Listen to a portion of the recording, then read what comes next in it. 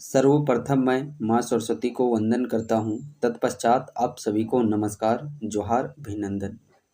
इस प्रकार बिरसा सीरीज के प्रैक्टिस सेट को लगातार हम लोग आगे गति प्रदान करते हुए आज के इस सेशन में हम लोग प्रैक्टिस सेट नंबर 3 का डिस्कशन करने वाले हैं। सो चलिए सेशन को फाइनली हम लोग प्रारंभ करते हैं। पहला प्रश्न है, पारसनाथ पहाड़ी की ऊंचाई कितनी है? कौन सी पहाड़ की? पारसनाथ पहाड़ की। तो पारसनाथ पहाड़ी जो कि झारखंड की सबसे ऊंची चोटी है और यह आप लोगों का गिरिडीह पठार में अवस्थित है। गिरिडीह पठार साथ ही साथ ये गिरिडीह जिला में अवस्थित है। प्रश्न पूछा जाता है डायरेक्टली, पारसनाथ पहाड़ी किस जिला में अवस्थित है? गिरिडीह जिला में अवस्थित है। बराकर नदी के तट पर अवस्थित है। कौन सा नदी? बराकर नदी के तट पर अवस्थित है। पारसनाथ पहाड़ी की बात करते हैं तो जैन धर्म के जो 23वें तीर्थकर थे पार्श्वनाथ, तो उन्हीं के नाम पर पार्श्वनाथ पहाड़ी के नाम से भी इसे जाना जाता है। साथ ही साथ जो वहाँ के संथाल जनजाति के लोग जो निवास करते हैं वो लोग अपने कुल देवता मरांग बुरु के नाम से, जो उनके कुल देवता मरांग बुरु हैं, तो मरांग बुरु नाम से वो लोग पारसनाथ पहाड़ी को पुकारते हैं। संथाल जनजाति के लोग पारसनाथ पहाड़ी को मरांग बुरु के नाम से पुकारते हैं। बात करते हैं पारसनाथ पहाड़ी की, तो जैन धर्म का मक्का के नाम से इसे जाना जाता है। जैन धर्म के मक्का के नाम से विख्यात है। प्रश्न डायरेक्टली पूछा जाता है किस धर्म के लिए प्रचलित है? तो जैन धर्म का तीर्थकर के लिए यह प्रचलित है। साथ ही साथ देखिए यहाँ पे जो जैन धर्म जो हैं उनमें से 20 जैन तीर्थकर यहाँ पे मोक्ष की प्राप्ति किए हैं। साथ ही साथ जो 23वें नंबर के जैन धर्म के जो थे पार्श्वनाथ, इनका यहाँ पे महासमाधि भी है। साथ ही साथ पारसनाथ पहाड़ी, तो जैन भिक्षुनी बनने वाली जो पहली महिला है उस महिला का नाम है चंदना। ये भी प्रश्न पूछा गया है कि जैन भिक्षुनी बनने वाली पहली महिला का क्या नाम है? तो चंदना नाम है। अब हम लोग बात करते हैं पारसनाथ पहाड़ी की, तो इसकी ऊंचाई वो है 4480 फीट। फीट में पूछा जाए तो 4480 फीट। कहीं पे आप लोग का ये 4478 भी देखने को मिलता है, तो ये ऑप्शन के अकॉर्डिंग। मीटर में पूछा जाए तो 1365 मीटर इसकी ऊंचाई है। अगला प्रश्न है, देखिए दामोदर घाटी निगम की स्थापना कब हुई थी? यहाँ पे थोड़ा सा स्पेलिंग मिस्टेक है। दामोदर घाटी निगम, दामोदर घाटी परियोजना, सबसे पहले इसकी विशेषता बात करते हैं। यह भारत की पहली बहुउद्देशीय घाटी परियोजना है। इसका स्थापना 1948 ईस्वी में किया गया। एग्जैक्ट डेट की बात करते हैं तो 7 जुलाई 1948 ईस्वी को इसकी स्थापना की गई है। और ये जो दामोदर घाटी परियोजना है ये अमेरिका के टेनेसी नदी घाटी योजना पर आधारित है। किस पर आधारित है? अमेरिका के टेनेसी नदी घाटी योजना पर यह आधारित है। साथ ही साथ ये झारखंड और वेस्ट बंगाल मीन्स झारखंड और पश्चिम बंगाल की यह संयुक्त परियोजना है। दामोदर घाटी की यहाँ पे चूँकि हम लोग बात कर चुके हैं, तो यहाँ पे देखिए दामोदर घाटी, इसके अंतर्गत कुल 8 बांध बनाए गए हैं। कितने बांध बनाए गए हैं? कुल 8 बांध। उन 8 बांधों की हम लोग यहाँ पे चर्चा कर लेते हैं क्योंकि बार बार प्रश्न यहाँ पे पूछा जाता है। तो नंबर 1, सबसे पहले हम लोग ऊपर से चलेंगे। मैप यदि झारखंड का यदि आप लोग को याद होगा तो देखते चलेंगे। सबसे पहले हम लोग कोडरमा जिला की बात करते हैं। कौन सा जिला? कोडरमा जिला में जो है वो बांध है वो है आप लोगों का तिलैया बांध। कौन सा बांध? तिलैया बांध है। ये कोडरमा में है, बराकर नदी पर बना है। दूसरा बात करते हैं हम लोग हजारीबाग की, तो हजारीबाग में है आप लोग का कोनार बांध। कौन सा बांध? कोनार बांध, कोनार नदी पे। तिलैया बांध बराकर नदी पे है और कोनार बांध ये कोनार नदी पे ही है। तीसरा हम लोग बात करते हैं बेरमो और अय्यर। एक है ये आप लोग के बोकारो जिला में 3 बांध है। बोकारो जिला में कितने बांध है? 3 बांध। कौन कौन से? एक है आप लोगों का बेरमो बांध, अय्यर बांध और तेनूघाट बांध, और ये सभी के सभी आप लोगों के दामोदर नदी पे अवस्थित हैं। तो इस प्रकार 5 बांध हो गया। एक तिलैया बांध, बराकर नदी, कोनार नदी, तिलैया कोडरमा में, कोनार हजारीबाग में, और बोकारो में 3 बांध, बेरमो बांध, अय्यर बांध और तेनूघाट बांध, ये तीनों दामोदर नदी पे। उसके बाद हम लोग बात करते हैं 6th नंबर धनबाद। आप लोग याद कीजिए, धनबाद में भी 2 बांध। एक है आप लोगों का मैथन बांध। कौन सा बांध? मैथन बांध, ये बराकर नदी पे है। 7वां नंबर का याद रखना है, धनबाद में ही पंचेत बांध, और ये पंचेत बांध बराकर और दामोदर इन दोनों नदियों पे बना हुआ है। 8वां नंबर का है बाल पहाड़ी बांध, जो कि गिरिडीह जिला में है, बाल पहाड़ी बांध, और ये बराकर और नलकारी नदी पे है। इस प्रकार इन 8 बांध बार बार प्रश्न पूछा गया है कि ये बांध किस जिला में है, किस नदी पर है। अगला प्रश्न है, देखिए, इनमें से कौन सा स्थान झारखंड में तांबे के खान के लिए प्रसिद्ध है? तांबे के खान के लिए प्रसिद्ध, उससे पहले हम लोग बात करते हैं तांबे खान की। जो आप लोग का प्रसिद्ध है वो है घाटशिला। कौन सा क्षेत्र है? घाटशिला, जो कि पूर्वी सिंहभूम जिला में अवस्थित है। तांबा के लिए बात करते हैं तो सबसे पहले स्थापना इसका 1924 ईस्वी में किया गया, और तांबा शोध जो कारखाना है उसका स्थापना किया गया था 1930 ईस्वी में। तो तांबा के लिए और भी कुछ प्रचलित आप लोग के जगह हैं, जैसे कि हो गया मूसाबनी क्षेत्र, और ये सारा का सारा पूर्वी सिंहभूम जिला में ही अवस्थित है। मूसाबनी हो गया, सुरदा हो गया, राखा हो गया, और धोबनी हो गया, और केंदा डी, और एक है छापरी सिद्धेश्वर। ये भी प्रश्न के तौर पर आप लोग का पूछा गया है। धोबनी हो गया और केंदा डी हो गया। तो ये सारे जो नाम देख पा रहे होंगे, ये सारे तांबा के लिए ही प्रचलित हैं। और ऑप्शन में जैसा कि आप देख पा रहे होंगे कुंदर कोचा, तो ये भी पूर्वी सिंहभूम जिला का ही इलाका है। ये सोना के लिए प्रचलित है। किसके लिए? सोना के लिए। उसके बाद हम लोग बात करते हैं, यहाँ पे देखिए लिप्सा ब्रू, तो ये काइनाइट के लिए प्रचलित है। किसके लिए? काइनाइट के लिए। जो धातु की बात करते हैं तो ये क्रोमाइट के लिए प्रचलित है। क्रोमाइट के लिए। तो ये खनिज लिप्सा ब्रू हो गया, जो धातु हो गया, घाटशिला, कुंदार कोचा, ये सारे देखिएगा प्रीवियस क्वेश्चन के तौर पर ऑलरेडी पूछे जा चुके हैं। इस कारण से ये काफ़ी महत्वपूर्ण है। अगला प्रश्न देखिए, भूमिज विद्रोह के नेता कौन थे?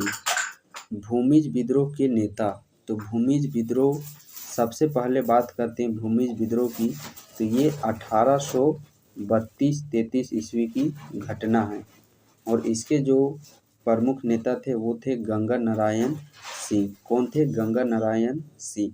अब अदर ऑप्शन की यहाँ पे हम लोग बात करते हैं, तो देखते हैं सबसे पहले तिलका मांझी जी को। तो तिलका मांझी की बात करते हैं हम लोग। तिलका मांझी, तिलका आंदोलन इससे कोरिलेट करते हैं, जो कि 1783-85 ईस्वी के बीच में हुआ तिलका आंदोलन। तिलका मांझी को जबरा पहाड़िया मीन्स आदि विद्रोह के नाम से जाना जाता है। जबरा पहाड़िया और आदि विद्रोह के नाम से इन्हें जाना जाता है। इनका जो जन्म हुआ है वो है सुल्तानगंज में। कहाँ पे? सुल्तानगंज। इनका जन्म सुल्तानगंज में हुआ था। साथ ही साथ देखिए जो तिलका आंदोलन है वो जो उसका मुख्य केंद्र था वो था वनचरी जोर, ये भागलपुर, ये बिहार का इलाका है। मुख्य केंद्र कहाँ पे था? वनचरी जोर, भागलपुर। 1783-85 ईस्वी के बीच में हुआ था तिलका आंदोलन। इसी दौरान 1784 ईस्वी में तिलका मांझी के द्वारा जो अंग्रेज अधिकारी थे क्लीवलैंड, उनको तीर मार करके इन्होंने हत्या की थी। फिर उसके बाद अगले जो अंग्रेज अधिकारी वो आयरकुट यहाँ पे आए थे, और तिलका मांझी को देखिए 1785 ईस्वी में इन्हें फांसी दे दी गई थी। बरगद के वृक्ष में भागलपुर में। प्रश्न पूछा जाता है किस वृक्ष में, तो बरगद वृक्ष, वट वृक्ष, बरगद का ही दूसरा नाम वट होता है। तो बरगद के वृक्ष में इन्हें फांसी दी गई थी 1785 में, और इनका जो जन्म है वो 1750 मीन्स 35 साल के उम्र में ये शहीद हो चुके थे। तो ये तिलका मांझी से इतना कम से कम याद रखना जरूरी है। बिरसा मुंडा की बात करते हैं तो बिरसा जो आंदोलन है, मुंडा आंदोलन, वो 1895 से 1900 के बीच में चला। बिरसा मुंडा जो कि एक काफ़ी विख्यात नाम है, इनका जन्म बात करते हैं, देखिए 15 नवंबर 1875 ईस्वी में हुआ था। मृत्यु 9 जून 1900 ईस्वी में हैजा नामक बीमारी, कौन सा बीमारी, हैजा, कई बार इसका इंग्लिश नाम दे दिया जाता है जो कि इसका इंग्लिश नाम हो जाता है कोलेरा। तो कोलेरा को ही हैजा बोला जाता है। तो इन दोनों नाम को आप लोग याद रखिएगा। रांची के एक जेल में हैजा नामक बीमारी के कारण बताई गई थी, और इनका जो जन्म 15 नवंबर हुआ था, इन्हीं के जन्म दिवस के अवसर पर ही झारखंड का गठन किया गया 2000 ईस्वी में। साथ ही डेट याद रखिएगा, इनके जन्म दिवस के अवसर पर ही 15 नवंबर को 2021, कब, 2021 से जनजातीय गौरव दिवस मनाया जा रहा है। कब से, तो 2021 से प्रारंभ हुआ है 15 नवंबर को जनजातीय गौरव दिवस मनाने को लेकर के। बिरसा मुंडा की बात करते हैं हम लोग, तो इनका पिताजी, माँ और इनके जो गुरु थे, इनका नाम से भी प्रश्न पूछे जाते हैं। इनकी माँ का नाम था करमी हाथू मुंडा, क्या जी, करमी हाथू मुंडा इनकी माँ का नाम था। इनके पिताजी का नाम था सुगना मुंडा, और इनके जो गुरु थे उनका नाम था आनंद पांडे। इनके गुरु का नाम था आनंद पांडे। इनके द्वारा देखिए एक पंथ चलाई गई थी, वीर शैव पंथ, कौन सी पंथ, वीर शैव पंथ, कब, 1895 ईस्वी में वीर शैव पंथ चलाई गई थी। साथ ही साथ देखिएगा तो इनके मृत्यु के 75 साल बाद मीन्स 1900 में इनकी मृत्यु हुई थी, और 1975 ईस्वी में महाश्वेता देवी के द्वारा एक उपन्यास लिखा गया जो कि बिरसा मुंडा के पर आधारित था। उस उपन्यास का नाम है आरण्य अधिकार, क्या चीज, आरण्य अधिकार, आरण्य अधिकार, जिसका मतलब होता है जंगल का अधिकार। किनके द्वारा, महाश्वेता देवी के द्वारा, कब, 1975 में। तो ये प्रश्न के बतौर पूछा जाता है, इसलिए आप लोग इम्पोर्टेंट है। सिद्धू कानू, जैसा कि सिद्धू कानू संथाल विद्रोह से परिचित होंगे 1855-56 ईस्वी में। संथाल विद्रोह से ही कोरिलेट करते हैं सिद्धू कानू। संथाल विद्रोह की बात करते हैं तो इसे हम लोग खूनी विद्रोह के नाम से जानते हैं, संथाल विद्रोह को। साथ ही इसे ही हम लोग हुल विद्रोह के नाम से भी जानते हैं। और हुल दिवस कब मनाया जाता है, तो हुल दिवस 30 जून को मनाया जाता है। ये भी प्रश्न के रूप में पूछा गया है कि हुल दिवस कब मनाया जाता है, तो 30 जून को हुल दिवस मनाया जाता है। सिद्धू कानू के ही और दो भाई थे, चांद भैरव, इनके दो बहनें थे, फूलो झानो। ये सभी संथाल विद्रोह से ही संबंध रखते हैं। और इसी संथाल विद्रोह को कार्ल मार्क्स की जो पुस्तक है दास कैपिटल, उस पुस्तक में इस विद्रोह को भारत का प्रथम जन क्रांति की संज्ञा दी गई है, संथाल विद्रोह को। अगला प्रश्न देखिए, झारखंड के उत्तर में कौन सा राज्य स्थित है। तो सबसे पहले हम लोग चलिए एक झारखंड का मैप, सपोज दैट ये आप लोग का झारखंड का मैप है। इसके उत्तर में, तो उत्तर में किस जिला के साथ सीमा साझा करता है, बिहार के साथ। किसके साथ, बिहार के साथ। इसके दक्षिण में बात करते हैं तो दक्षिण में उड़ीसा राज्य के साथ। इसके पूर्व में पश्चिम बंगाल मीन्स वेस्ट बंगाल के साथ। इसके पश्चिम में बात करते हैं तो यहाँ पे आप लोग का छत्तीसगढ़ के साथ इधर। और एकमात्र यहाँ पे जिला है जो यूपी के साथ, एकमात्र जिला कौन सा है, गढ़वा जिला। ये तो हो गया दिशा। कई बार पूछा जाता है कि बिहार के साथ झारखंड के कितने जिले, तो बिहार के साथ 10 जिले याद रखिएगा, वेस्ट बंगाल के साथ भी 10 जिले, उड़ीसा के साथ याद रखिएगा 4 जिला, छत्तीसगढ़ के साथ याद रखिएगा 4 जिला, और यूपी के साथ याद रखिएगा 1 जिला। यहाँ पे उत्तर दक्षिण पूरब पश्चिम कई बार विस्तार भी आप लोगों से पूछा जाता है। तो उत्तर और दक्षिण की बात करते हैं तो उत्तर दक्षिण कितना हो जाता है आप लोगों का 380 किलोमीटर। इस तरह जो लंबाई है वो 380 किलोमीटर है और इस तरह पूरब से पश्चिम की बात करते हैं तो ये है 463 किलोमीटर। अगला प्रश्न है देखिए, ब्रिटिश सरकार ने किस वर्ष छोटा नागपुर काश्तकारी अधिनियम पेश किया था? ब्रिटिश सरकार के द्वारा जो छोटा नागपुर काश्तकारी अधिनियम है वो 1908 ईस्वी में। कब? CNT जो एक्ट है कब लाया गया था? 1908 ईस्वी में। एग्जैक्ट डेट पूछा जाए तो 11 नवंबर। और ये देखिए CNT एक्ट और SPT एक्ट पूरा निछावर आप लोग का देखिए प्रैक्टिस सेट नंबर 2 का, तो उसमें सारा चीज़ इसमें क्लियरिफिकेशन किया गया है CNT और SPT एक्ट को। चलिए एक बार पुनः हम लोग यहाँ पे रिपीट कर लेते हैं। और 1949 में SPT एक्ट। SPT एक्ट ये सिर्फ संथाल परगना के 6 जिलों तक ही सीमित है। और जो CNT एक्ट है ये उत्तरी छोटा नागपुर, दक्षिणी छोटा नागपुर और पलामू। उत्तरी छोटा नागपुर के अंतर्गत 7 जिला, दक्षिणी के अंतर्गत 5 जिला और पलामू के 3, मतलब 7 5 12 3 15 15 जिला में ये आप लोग का CNT एक्ट है।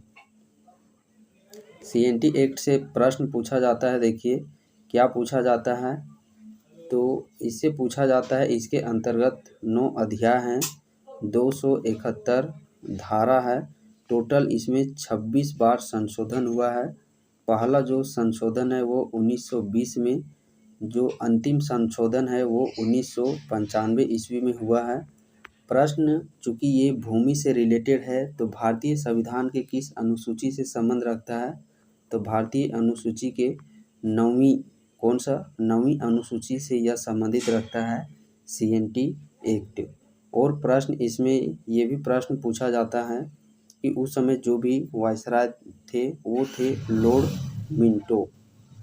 और एक महत्वपूर्ण प्रश्न पूछा जाता है कि CNT एक्ट को लेकर के जो ब्लू प्रिंट तैयार किए थे वो किनके द्वारा किया गया था?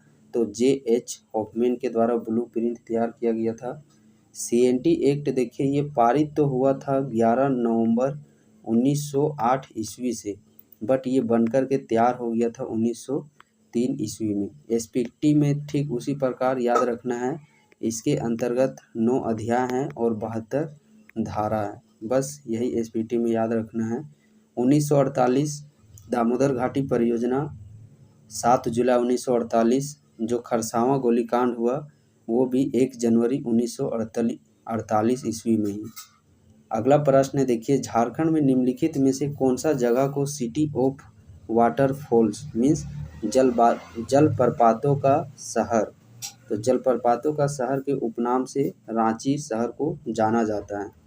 जामताड़ा को सांपों का घर के उपनाम से जामताड़ा को जाना जाता है। धनबाद की बात करते हैं तो झारखंड का जो कोयला राजधानी है वो धनबाद को ही। खदानों का शहर धनबाद। जमशेदपुर को देखिए खदानों का शहर है धनबाद और कारखानों का शहर है जमशेदपुर। जमशेदपुर टाटा टिस्को शहर, ये भारत का प्रथम नियोजित शहर है जमशेदपुर। जमशेदपुर जिसका पुराना नाम है साकची। क्या चीज़ इसका पुराना नाम है? साकची। जमशेदपुर के और कुछ उपनाम है जैसे कि इसे खेल नगरी की भी संज्ञा दी गई है जमशेदपुर को। भारत का पिट्सबर्ग का भी इसे संज्ञा दिया गया है जमशेदपुर को। और इस्पात नगरी के नाम से भी जमशेदपुर को ही जाना जाता है। तोपचाची झील झारखंड के निम्नलिखित जिलों में से कौन से जिले में स्थित है? तोपचाची झील, तोपचाची अभयारण्य तो पता ही होगा, तो वही है तोपचाची झील, ये धनबाद जिला में अवस्थित है तोपचाची झील। और अगला प्रश्न है, यहाँ पे चलते हैं। झारखंड के जमशेदपुर क्षेत्र में निम्न में से कौन सी नदियों का संगम होता है? कहाँ पे? जमशेदपुर। तो खरकई और स्वर्णरेखा नदी के तट पर ही आप लोग का अवस्थित है जमशेदपुर क्षेत्र। जमशेदपुर जिसका पुराना नाम था साकची। क्या चीज पुराना नाम था? साकची। और इसी जमशेदपुर में ही टिस्को का स्थापना किया गया था। कब? 1907 ईस्वी में। स्थापना तो 1907 ईस्वी में किया गया था। और वहाँ पे जो आयरन लौह का जो उत्पादन कार्य है वो प्रारंभ हुआ था 1911 ईस्वी में।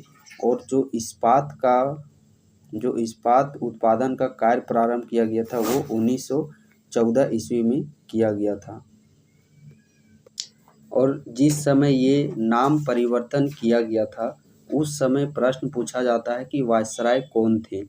तो ये 1919 की बात है। कब की बात है? 1919 की।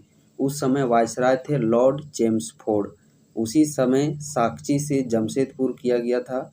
साथ ही साथ देखते होंगे काली माटी स्टेशन। काली माटी स्टेशन, इस काली माटी स्टेशन का ही नाम बदल करके किया गया है टाटा नगर स्टेशन। तो ये दोनों पुराने नाम से प्रश्न पूछा जाता है। जमशेदपुर का पुराना नाम है साकची और टाटा नगर स्टेशन का पुराना नाम है काली माटी स्टेशन। लॉर्ड चेम्सफोर्ड वायसराय थे। अगला प्रश्न है, कौन सा शहर झारखंड की सांस्कृतिक राजधानी के रूप में जाना जाता है? झारखंड की सांस्कृतिक राजधानी के रूप में देवघर जिला को जाना जाता है। साथ ही बात करते हैं, देखिए कोयला राजधानी के रूप में धनबाद जिला को जाना जाता है। उप राजधानी दुमका को जाना जाता है। अब गिरिडीह की बात करते हैं, इसके साथ साथ याद रखिएगा मेदिनीनगर, एक है मेदिनीनगर और एक है चाईबासा। ये झारखंड की प्रस्तावित उप राजधानियाँ हैं। झारखंड की प्रस्तावित उप राजधानियों की संख्या है 3, गिरिडीह, मेदिनीनगर और चाईबासा। अगला प्रश्न है, देखिए साइंस का प्रश्न अब हम लोग यहाँ से प्रारंभ करते हैं। एटम में न्यूट्रॉन की खोज किसने की थी? तो न्यूट्रॉन की खोज किनके द्वारा की गई है? चैडविक के द्वारा न्यूट्रॉन की खोज की गई है।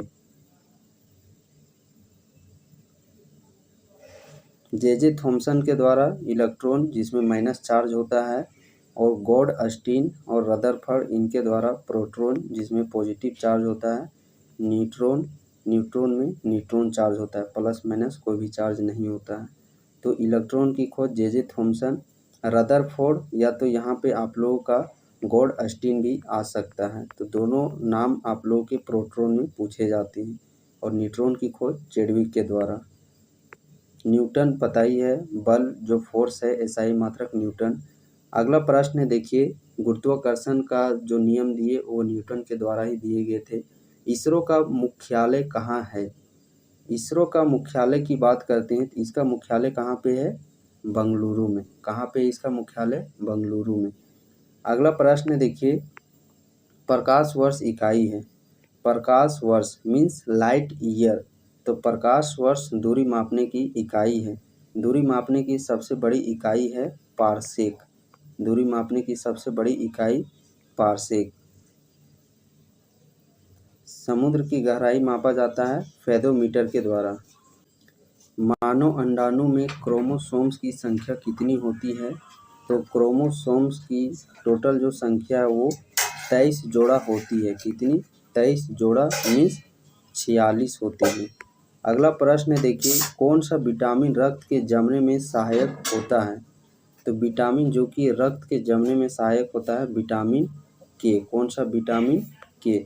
विटामिन सी की कमी से स्कर्वी रोग, विटामिन डी की कमी से रिकेट्स, विटामिन सी जो कि खट्टे पदार्थों जैसे कि आंवला हो गया, नींबू हो गया, अचार, इन सारे खट्टे पदार्थों में विटामिन सी। विटामिन डी की बात करते हैं तो सूर्य की रोशनी। विटामिन ई की बात करते हैं।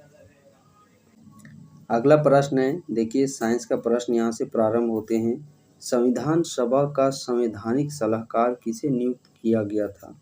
तो संविधान सभा के जो संवैधानिक सलाहकार हैं वो डॉक्टर BN राव को नियुक्त किया गया था। अगले प्रश्न की ओर हम लोग बढ़ते हैं। देखिए राष्ट्रपति पर महाभियोग, थोड़ा सा यहाँ पे स्पेलिंग मिस्टेक हो सकता है। राष्ट्रपति पर महाभियोग के रूप में सांसद के किस सदन द्वारा लगाया जा सकता है? राष्ट्रपति पर महाभियोग सांसद के किस सदन द्वारा लगाया जा सकता है? लोकसभा, राज्यसभा, सांसद के किसी भी सदन, इनमें से कोई नहीं। तो सांसद के किसी भी सदन और महाभियोग का जो जिक्र है वो 61वां आर्टिकल में है। अगला प्रश्न है, देखिए, भारत के राष्ट्रीय आय की गणना होती है। तो भारत के राष्ट्रीय आय की गणना केंद्रीय सांख्यिकी संगठन के द्वारा की जाती है। भारत के उपराष्ट्रपति का निर्वाचन होता है। भारत के उपराष्ट्रपति का निर्वाचन में कौन कौन भाग लेते हैं? तो उपराष्ट्रपति में सांसद के दोनों सदनों द्वारा। यदि हम लोग बात करते हैं राष्ट्रपति की, तो राष्ट्रपति में जो संसद, अब संसद में लोकसभा राज्यसभा दोनों इंक्लूड हो गया, साथ ही साथ राज्यों के जो विधानसभा हैं, तो ये सभी आप लोग के राष्ट्रपति का चुनाव में शामिल होते हैं। इसी को और कठिनाई में प्रश्न इस प्रकार पूछा जा सकता है, भारत के जो उपराष्ट्रपति हैं इसका जो निर्वाचन है वो संसद के दोनों सदन के द्वारा तो होता है, बट जो संसद के जो दोनों लोकसभा और राज्यसभा के जो निर्वाचित और जो मनोनीत, इन दोनों के द्वारा यहाँ पे उपराष्ट्रपति का निर्वाचन होता है। बट वही राष्ट्रपति में बात करते हैं तो जो संसद मीन्स राज्यसभा लोकसभा और विधानसभा के जो सिर्फ निर्वाचित सदस्य होते हैं, निर्वाचित मीन्स हम लोग डायरेक्ट जिनको वोट देते हैं, मनोनीत जो कि राष्ट्रपति जैसा कि आप लोग देखते होंगे राज्यसभा में 12 लोगों को मनोनीत करते हैं, तो ये 12 लोग भी इसमें इंक्लूड होते हैं उपराष्ट्रपति के निर्वाचन में। बट ये 12 लोग यहाँ पे जो राष्ट्रपति के इसमें शामिल नहीं होते हैं। अगला प्रश्न है, देखिए, भारत के संविधान में सम्मिलित समवर्ती सूची किस देश की देन है? समवर्ती सूची की बात करते हैं, इसके साथ ही साथ आप लोग याद रख लीजिएगा प्रस्तावना, ये प्रस्तावना भी वही देश से लिया गया है जहाँ से समवर्ती सूची, और वो देश है ऑस्ट्रेलिया। कहाँ से लिया गया है? ऑस्ट्रेलिया से लिया गया है। देखिए, जो प्रस्तावना भाषा, दो प्रकार से यहाँ पे आप लोगों को कन्फ्यूजन किया जाता है एग्जाम में, एक है डायरेक्टली प्रस्तावना और एक है प्रस्तावना भाषा। तो यहाँ पे प्रस्तावना भाषा की बात करते हैं तो ये ऑस्ट्रेलिया से लिया गया है, लेकिन सिर्फ प्रस्तावना की बात करते हैं तो ये सिर्फ आप लोगों का अमेरिका से लिया गया है। समवर्ती सूची ये भी ऑस्ट्रेलिया से लिया गया है। तो इस प्रकार हम लोग का आज का ये जो प्रैक्टिस सेट नंबर 3 था वो समाप्त होता है। साथ ही आप सभी के जानकारी के लिए मैं बताना चाहूँगा, ये जो कंप्लीट प्रैक्टिस सेट का PDF है वो आप लोगों को इस शुभम गुरुकुल ऐप में मिल जाएगा। आप यदि आने वाले समय में आगामी फ्यूचर में यदि इसका प्रैक्टिस लगाना चाहते हैं तो PDF को आप वहीं से डायरेक्टली डाउनलोड कर सकते हैं। Shubham Gurukul app play store से भी इस ऐप को डायरेक्ट डाउनलोड कर सकते हैं। साथ ही इस वीडियो के डिस्क्रिप्शन बॉक्स में भी आप लोगों को लिंक मिल जाएगा। और हाँ, इंडिपेंडेंस डे के अवसर पर जो ऑफ़र आप लोगों को दिया गया था 14 अगस्त से 18 अगस्त के बीच में, तो इस ऑफ़र का लाभ लेकर के आप यदि इनमें से किसी भी एग्ज़ाम का तैयारी कर रहे हो, चाहे excise constable Palamu 4th grade या दुमका चौकीदार या सरायकेला चौकीदार या झारखंड होमगार्ड की, तो हर एक बैच में आप लोग का डिस्काउंट देखने को मिल रहा है। तो इस ऑफ़र का लाभ लेकर के आप इन बैचेस से जुड़ कर के अपने तैयारी को, अपने सिलेक्शन को सुनिश्चित कर सकते हैं।